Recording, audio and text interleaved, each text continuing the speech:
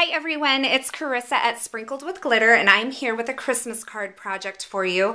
I'm starting out with some craft wood grain cardstock from Studio Calico. It's cut to 5 1/4 by 4. It just will inset on the front of a card, and I'm going to be using this die from Lifestyle Crafts. This is one of the nesting oval dies. You saw me use this in a video with the window gift card envelope, and I'm just peeking around my desk here trying to find my post-it tape.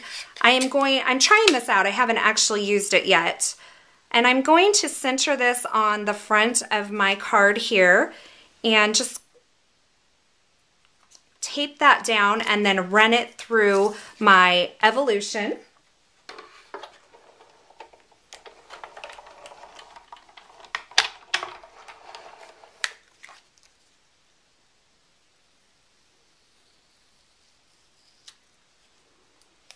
All right, so I have that fun little window on the front of my card, and I think I did pretty okay at centering it.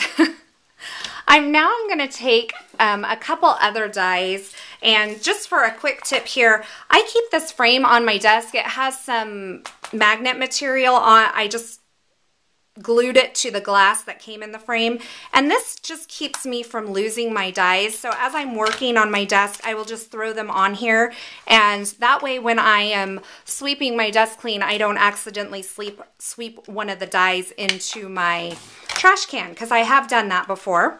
And then this die is actually one of the Holly Punches die from Lifestyle Crafts. Now I have a prototype, so when you buy this die, it actually comes in a long strip of these that cuts several of them at once. So mine doesn't look like that, once again, because it's a prototype, but I will link to the die on my blog, so you can check it out there.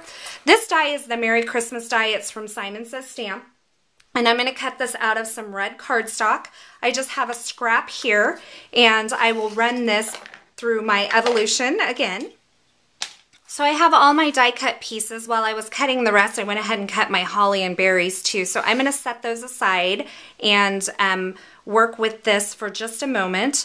This is actually going to sit right down over this window. And before I mount that on there, I want to get the sentiment stamped and embossed down here. And what I'm going to be using for that is the, let's see, Simon Says Stamp. This is the Christmas 3x4 clear stamp set. And I'm just going to be using this little one that says greetings down here. To do that, I want to shape the stamp to my oval. And I've gone ahead and flipped this cardstock over because this is the angle that I'm working with here. And I'm going to set my block right on top of that. And I'm just going to shape my stamp onto the block that I have here and just kind of position it. Now I'm thinking in the mirror image kind of way here. So I'm just getting it positioned.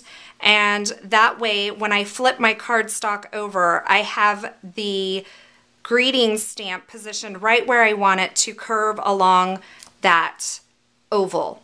So I'm going to stamp this in Versamark ink.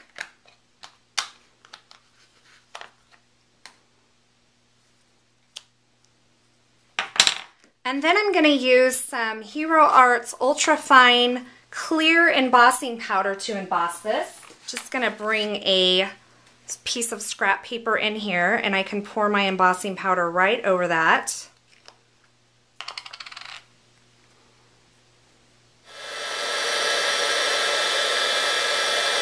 I have that embossed on there, and I did actually have to redo that. That was a major craft fail for me. So learn from my mistakes, and you did ahead and start working on a background piece for this. Now I'm going to take a scrap piece of white cardstock, and I'm going to place it behind that. I'm just going to tear it because you're not going to see it. You could cut it down more properly if you'd like. I'm just going to be covering this in glitter, so it doesn't need to be you know, perfect, and it's just going to sit right behind this window. So I'm just using the Be Creative. This is the 2-inch wide tape here, and I am just going to place that on this cardstock. I only need a place big enough covered for the front of this to go inside that window.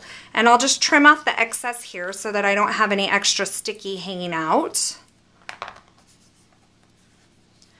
And I'm just going to burnish that onto the cardstock with my bone folder. And then I'm just going to cover this in some gold glitter. I'm using the Martha Stewart Crafts Florentine Gold Glitter, and I'm just going to coat this strip of adhesive.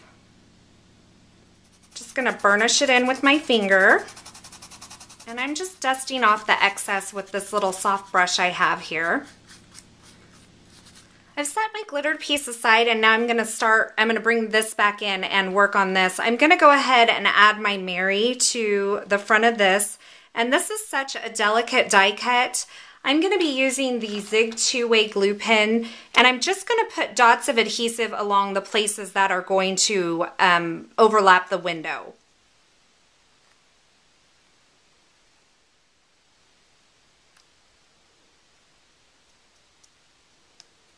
All right, I have that adhered on there, and now I can go ahead and bring in my card base and my glittered piece and start putting some of this together.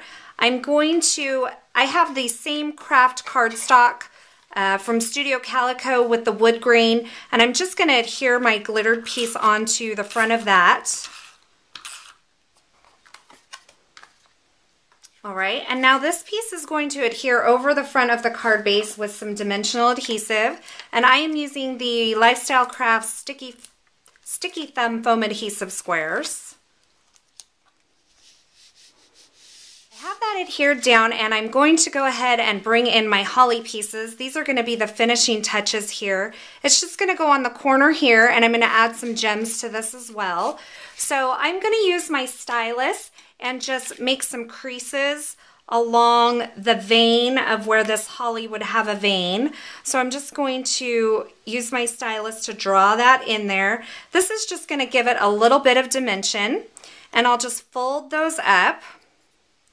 And then I'm going to use some crushed olive distress ink, and I'm just going to use the ink pad to add that to the edge of this holly, just to give it a little more dimension and depth.